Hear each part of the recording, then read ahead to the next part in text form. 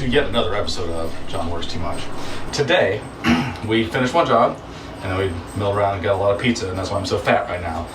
But we're about to do one of my absolute favorite things in the world, and I know what you're thinking. Bathtubs turn into showers? Yes, but you know what my very favorite thing is in the world? Working for people that really need it, that are grateful. I love it. It makes me so very happy, especially when it's like, this is a real need. You can tell this bathtub definitely needs some attention. So we're gonna take this out and we're gonna make this into a shower, and it's gonna help a family to have a better bathroom experience, which I'm super happy about. So do we have anything else we want to talk about? Hey Elizabeth, how are you doing? We're filming. Yeah, it's okay. Anything else we want to talk about? I feel like I could be famous if more people knew about me. That's all I got. All right, we're gonna tear this thing up. Sometimes you're taking out a bathtub and you're like, oh, yeah, it looks like it needs some work. Is that a possum? It sure is. Is that a live possum? Hey, buddy. I'm sure you're probably terrified right now. I'm sorry. We'll get you. Hey, little buddy. It's time to go be free, all right? I'll let you go. Sit. Go on. There you go. Today you live. I'm sure you're terrified.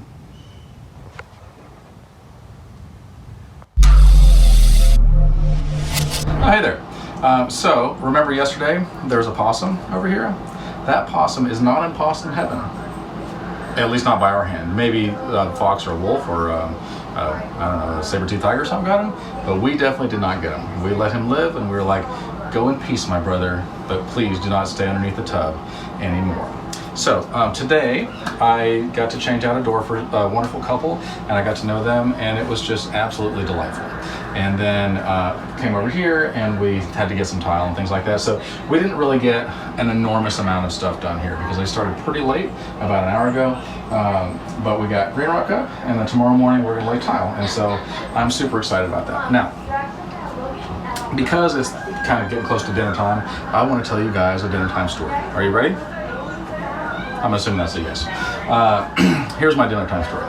One day, this little girl there was all these starfish were washed up on the beach, right? Just lining the beach everywhere. And this little girl is running up and down the beach, and she's grabbing one after another and slinging them into the ocean. And this man watches for a minute, and he walks up to her and he says, little girl, you're wasting your time. You will never save all those starfish. Why even bother trying at all? And then she gets sad because she realizes he's right. And she looks down and she sees this starfish gasping for water. You know, it's because they breathe water. And she gets sadder, and she picks it up and looks at it, and she throws it into the water, and she says, you might be right. I might not save all of them, but I bet that one appreciates it. And so then she went and just started throwing starfish back in the water.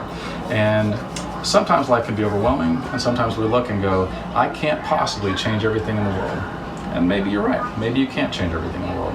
But maybe you can help the person that's right in front of you. Maybe you can do the next right thing. Maybe you can just be there for somebody, listen to them, love them through a hard time. And I encourage you to do that, because that's how the world has changed. And sometimes problems seem monumental. For example, there are 57 million orphans in Africa. 57 million. There are 400,000 in America. There's 57 million in Africa. And you could look at that and be like, that's too much. I can't fathom ever conquering a problem like that. But some friends of mine started an orphanage over there, and they're like, we might not be able to save all of them. We're not going to save 57 million, but we have saved these 100. And that grows, you know, as time passes. And then they started a school over there, and they've affected just thousands of people. And not only have they affected that many people, but they've also taken that message to the next generation. They realized that they cannot change Kenya, but they can help to influence the generation that could change Kenya. And so they've given their entire lives, and they're beautiful people, I love them. They've dedicated their entire lives just to investing in people that could then change Kenya. And maybe that's the way it is with us. Maybe we can't change everything, but we change what we can right in front of us, and that inspires other people, and then it multiplies, and then before you know it, the world is a better place. So I encourage you on this Friday night at dinner time to do the next right thing. I love you guys. I'll see you later. All right, bye. Good morning. So today is another delightful day. Hopefully you guys have weekends off. I certainly don't, but hopefully you do, and you're going to enjoy it. So you've just got a couple more hours until work's over for the day. Anyway, so if you remember, the day before yesterday, there was a possum right here. But he is now free. He's a free-range possum, and so he's going to go over there and live out his days in peace and happiness with his family and eat snakes and whatever possums eat. But we took the tub out, we put the shower pan in, redid the drain, redid the faucet and the shower head.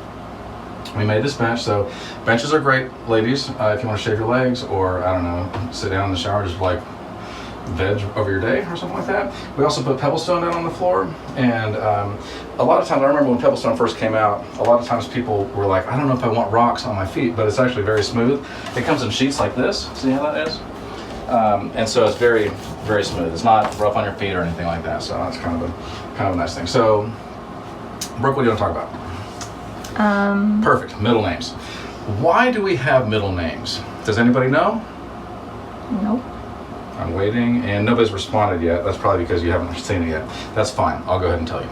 Okay, imagine way back in the day, like maybe you got cavemen or small tribes, villages, I don't know what, maybe American Indians, I don't know. Anyway, if you said John, everybody like that dude right there, and you're like, yeah, John. He's the only John around. But as time passed, and maybe the tribes grew to towns and bigger, right? Then you'd be like John. You're like John Carpenter or John Mason or John Farmer, and like it's John Farmer. That makes more sense. So because the women didn't have a trade, then the women would take on the name, and you'd be like, that's the farmer's wife. That's whatever. Somebody, I don't have a girlfriend, so a girl's name, Farmer, right? But then their children would also be the farmer's children, so they would have the last name of the father as well, because it made sense.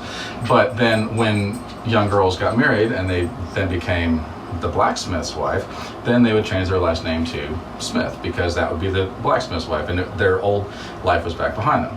But then you're like, but where does the middle name come in, John? Please tell us. I'll tell you. So, whenever somebody had an experience with God that was so astounding and so life-changing that they felt like the old person that I was is now dead and I am now a new creation, then they gave themselves a new name, or a lot of times God would give them a new name. So, Abram became Abraham. Let me think. Abraham, Isaac, Jacob became Israel, and then he had 12 sons, and those are the 12 tribes of Israel. Saul became Paul. Simon became Peter. There are lots of stories throughout the Bible where somebody was one person and they had a transformation in God and they became a new creation. The old person that they were is no longer. That person is now dead to them, because it's such a transformation that you wouldn't even recognize them. Yes, you can recognize their face and their body, but besides that, you're like, that is not the same person anymore. And so that was called their Christian name, right? Because Saul became Paul, Simon became Peter, and so on. Jesus renamed him. And so then what happened in 330 AD, Constantine was the last Roman emperor and the first Catholic pope, and he won He won a big victory because he had a vision and he put crosses on all this stuff. And when he did, he was like, the God of the Israelites is real. The Jewish God, Jesus, is real. And so at that point, he said, all of the Roman Empire is now Christendom. Therefore, everybody in the Roman Empire is now a Christian. And so these people were very used to, Caesar would say, worship Caesar as God or die. And they'd be like, I don't want to die, so I'm going to worship Caesar as God. And then some time would pass, they'd be like, you got to worship Zeus or these other gods that we've made up, or die. You've got to worship this pig or die. And it was just implied that, like, whatever the emperor said, you do that or die. And so when he said, now you all worship Jesus, they're like, or die. Got it. And they're all like, we're all Christians now. So some time passed, and they're like, well, what about our babies? When they died, did they go to hell or did they go to heaven? They're like, good point. We should probably baptize them right off the bat. So then they started baptizing them. And then they were like, well, should they get a Christian name too? And they're like, yeah, they should, because, you know, now they're Christians. And so then we started getting middle names. So in other cultures, Muslims don't have middle names. Lots of other cultures don't have middle names. But in the Christian culture, so, you know, Western civilization, then we do. A lot of people just don't know why, and that's why, is because, you know, so for example, when I was born, my name was Son Elk Shepherd Surefoot. because I was born on hippie commune. In 4th grade, I was adopted by my mom's 3rd husband, and I became John Joseph Tennell. So if I had not come from a Christian background, which personally I didn't, but then I'd just be John Tennell, the end. And Tennell means pimp ninja. If you go back to the original Greek and Hebrew, that's not true, it means barrel maker. But Joseph would be my born again name, my Christian name, right? So what's interesting about that is that Joseph was, Mary's husband, and Joseph also was one of the 12 tribes of Israel, one of the 12 sons of Israel, who saved the entire known world at the time. He saw visions, he was persecuted, he was almost killed by his brothers, put in a well to die, sold off into slavery. He was a slave for 2 years. Potiphar's wife came and tried to have sex with him, and he ran away, and she blamed him for rape, and he went to prison for that. And he just had a lot of hardship. But then, because of the place that he was put in, Pharaoh came to him and said, interpret my dreams, and he did. And because of that, they saved the entire known world at the time, and Egypt became the first world empire. So anyway, that's interesting. That's my middle name, but it really at the time meant nothing, but now kind of sort of does. So there's a bit of history for you. And then obviously this is good. We're going to do some other things today because the day's still early. And then we're going to come back here later and we're going to grout this. We're going to put in a laminate floor, because right now the floor is underwhelming. But if there's one thing I found in life, it's that you can take something that is maybe not its best, and you can make it beautiful and restore it. And that is one of my favorite things in the world to do, is to take something that most people look at and think that it's ugly, and see the potential in it, and put in the work, and then make it into something beautiful. So anyway, love you guys, hope you're having a great day, bye. Oh, me? I'm just chilling.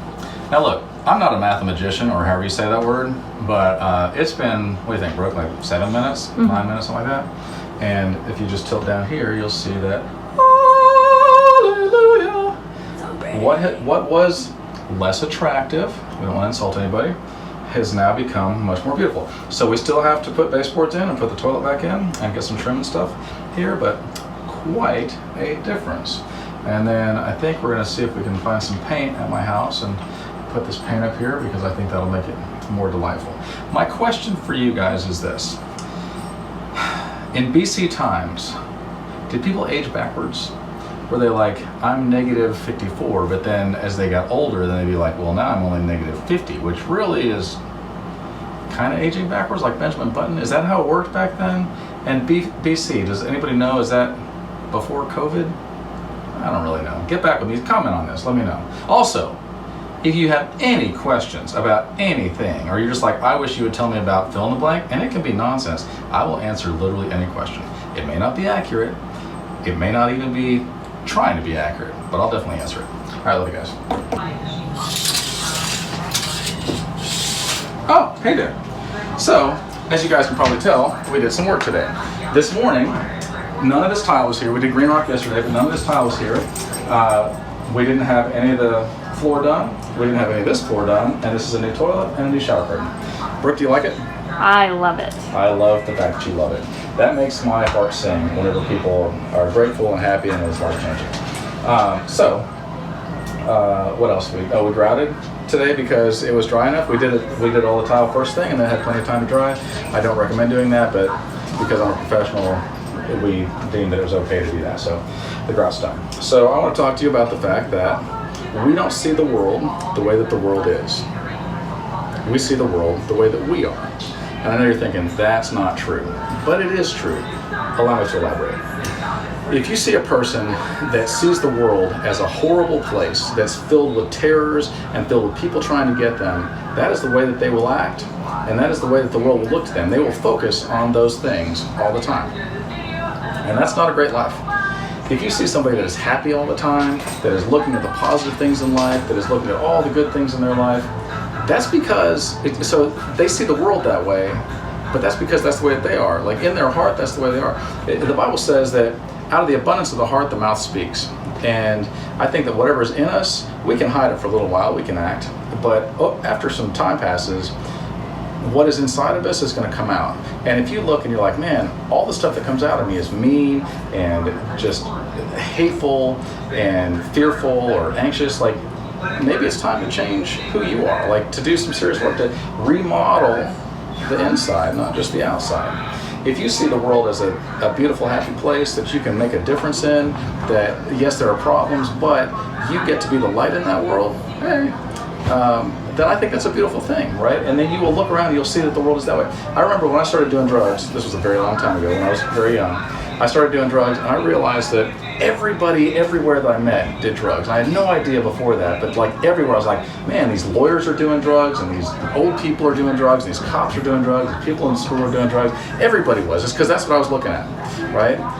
When I became a Christian, I noticed like, wow, there are Christians everywhere, like everywhere I go, the grocery store and the gas station and just everywhere that I go, because that's what I was looking for, right? That's what was inside of me. And so I recognized that because all this stuff is all around us all the time, but we recognize what's inside of us. And so if you look and the world is a scary place or a place that you don't want to be in, maybe you ought to change what's inside.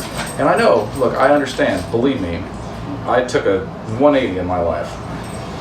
And I know how hard it is to do that. It is not an easy thing, but it is definitely worth it. And so if you're in a bad place, I highly recommend that you do anything in your power to get in a good place. And if it's something you're like, this is too much for me to handle by myself, you don't understand, get in touch with me. I'm not that hard to get in touch with. I answer every phone call, every text message, every email, every Facebook message, everything. I'm not that hard to get in touch with. Get in touch with me and I'm happy to help. All right, so we got to go touch up another job because it's still early. I hope you guys enjoy your Friday night, and we'll come back here and maybe talk some stuff. And Brooke's going to come back and paint because she's a wonderful person, and I'm so excited that we got to do this for you guys. All right, love you, bye. Hello, and welcome to yet another episode of John Works Too Much. So my friend Daryl yesterday, Bernard, called me up and said, hey, I need to put in a door. Can you tell me how to do it? And I'm like, yes. Well then today, my other friend Maureen was like, hey, my door doesn't shut. Can you help me out? And I'm like, also, yes. And then I thought, you know, the weather's changing and it's probably that time of year where probably a lot of you guys need to adjust your doors. Let me tell you why. First of all, a lot of North Texas around here is on clay. And so clay, when it gets hot and it dries out, then it shrinks and it cracks. And when it gets wet, then it swells and it grows. And so what ends up happening is when it shrinks down, then your house tilts one way, and then when it swells up, then it comes back the other way. And so your house can become unlevel. The solution to that normally is you put a soaker hose around your house and run it all the time, because you can't always make the ground dry, but you can always make the ground wet. Nevertheless, a lot of people don't do that even though they should. Or maybe it's just not enough. Maybe your ground is just that much of a mess. So probably a lot of you have doors that won't open and shut, windows that won't open and shut at different times of the year when the weather changes, or you got stress cracks and things above your doors and windows. So here's how to adjust that so that your neighbors don't walk in your house and just take whatever they want, or criminals. So this gap that's around your door, that's called a reveal. And you want that reveal to be the same everywhere. Now I just adjusted this door, so we're going to kind of cheat here, but what you want is you want a door that opens and closes easily, that it catches on the strike plate, and that locks in it, and it's a nice tight seal. But a lot of times, you'll try to close the door and maybe it's rubbing, and you got to see where is this rubbing, right? If it's rubbing on the top, then you need to take the screws on the bottom and screw those in, and that'll pull it down, right? Or if it's rubbing on the bottom, then this is the most common way. If it's rubbing on the bottom or up on this top part right in here, if this is really tight, and if it's really tight on the bottom and then there's a big gap and a big gap, then you get inside this hinge right here, you open the door, and then put screws into the wood there, probably 3-inch screws, and then stick them in there real good, and it'll suck that door up, and then it'll level it back off to where that reveal is the same. So really the whole concept is, how do I make this gap the same so that it will open and close? If you're super lazy, which I realize a lot of you might be, then what you can do is adjust the strike plate. This is your strike plate. So what happens is this thing right here catches onto that strike plate, and then this thing right here also catches onto this strike plate. And so you can close the door and then line up and then make a mark and then adjust up or down. This is a French door, so I definitely would not recommend that. But on a regular door, you can just like chisel out a little bit more and then move it up and take the screws out, whatever. So the place that you would put the screws would be over in here. Now what we did on this one, you can get over here closer. What we did on this one is this needed to be moved out some. First, so I tried to adjust it by moving this in. So I put long screws in here and that sucked it up, but it wasn't enough. And so I took these screws out and I put some cardboard shims back behind there and then put it out so that it would come out this direction, and now it closes. So probably when it dries out again next year, you'll have to take these back out and do it again. But that is how you adjust a door. So hopefully you learned something today. And if not, then I still love you just the same. All right, bye.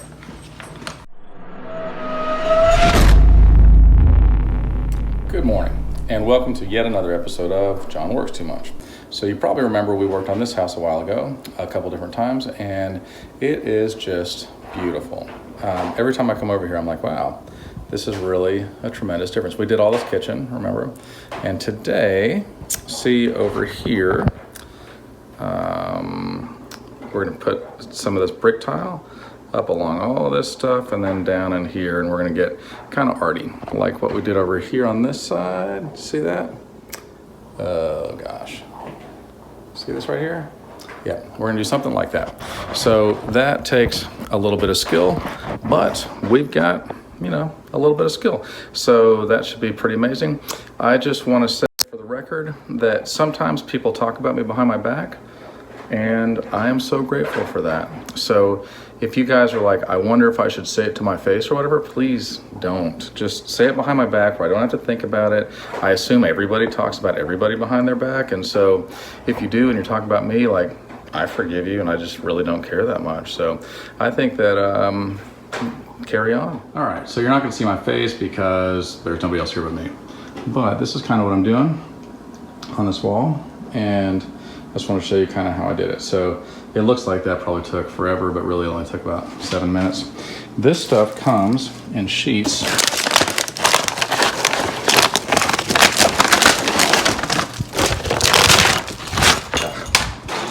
Like that. So I just take that whole sheet and put it up. Yeah, I put mastic. So there's mastic. I put that up on the wall. I stick the whole sheet there, and then to hang it, because I'm not, usually you start from the bottom and you go up, but because we're making something arty, then what I'm doing is I'm taking these nails and I'm putting these nails ever so often so that I can support it so that it doesn't sag, and then once it dries, then I'll grout it. But that is kind of cool looking, right? So that kind of goes with the theme of everything else, and you can see how it's kind of spaced apart, like the bricks are crumbling off or something on the edges, but it looks real nice. Hey, Kenny. Hi. I was not expecting this. So did you hear that scientists have been able to grow human vocal cords in a Petri dish? Well, I mean, I've heard that they've been able to like reproduce human tissue through stem cells. The results speak for themselves. Oh, okay. Sorry for getting all serious on that. Yeah. So anyways. So what you got over here? We have this, I want to call it faux brick, but it's not faux brick because it's brick sliced in thinly sliced slices. Matter of fact, this is the perfect kind of brick for a brick sandwich. You don't have to refrigerate it either. It looks really good. This is John's artisanship, all the patterns and stuff that you see here. What we had to do is we had to go in the backyard and we had to dig into the ground until we found this exact color of clay. And then we hand harvested all the clay, brought it in, added some sand to it, threw all that away, and then went and actually bought grout. Put it in a bucket. I was very groutful for the grout. Yeah, put it in a bucket and put it on. As you can see, these are probably some of the smallest grout lines you'll ever see in any kind of tile work. Oh, that's not true? No. Okay, these are probably some of the biggest, my bad, grout lines you'll ever see in tile work. That took an entire bag, just for that little bit. Yeah, that's pretty amazing. And then it's also the easiest to clean. Not true, no. Oh, I'm sorry, it's the hardest to clean. That is no lie. Every time you wipe, you smear the lime, and also you've got porous material, so it likes to absorb the grout. So you have to really work in small sections like that, and then rinse your sponge regularly. Just in case you were wondering how to do it. I wasn't. Well, I know you weren't, but they might. That's true. These people don't know very much. Anyways, you got any questions for me? No. Well, today is another beautiful day to be alive in the grace and glory of God, and I recommend everybody out there stay safe and Or die. be humble and Because gay pride comes before gay fall. be more proactive with your life. There you go. Love you too. Hello, and welcome to yet another conclusion of John Works Too Much. So yesterday, several people, mostly girls, commented on the fact that I look really tired. And I know a lot of you would be like, ugh, rude. But I was like, oh, that's so sweet. I am really tired. I'm exhausted. Let me explain why. First of all, you all know that I work too much. But this last week, I worked a lot of days that were like past midnight. Then I had one that was till 1:30 in the morning, one that was till 2:30 in the morning, and then 2 in a row that were till 3:30 in the morning, which is fine. I can still get up at 6 and go work all day long, but I worked straight through on Sunday too. And as you all know, Sunday is the Lord's Day. Really, they're all the Lord's Day, but Sunday especially. So they've actually done scientific research, and our hearts go at a certain rate, whatever our rate is, mine is really low, for 6 days, and then our heart beats slower for a full day. And if we don't get that rest that we need, then our immune system goes down and we start looking like haggard and aged like myself. And so thank you for your concern. I really do appreciate it. I'm going to try to get rest this Sunday because, believe me, I need it. Ken, you got anything else to say? I was just going to say, man, you don't look a day over 54. Thanks. I'm 31. Oh.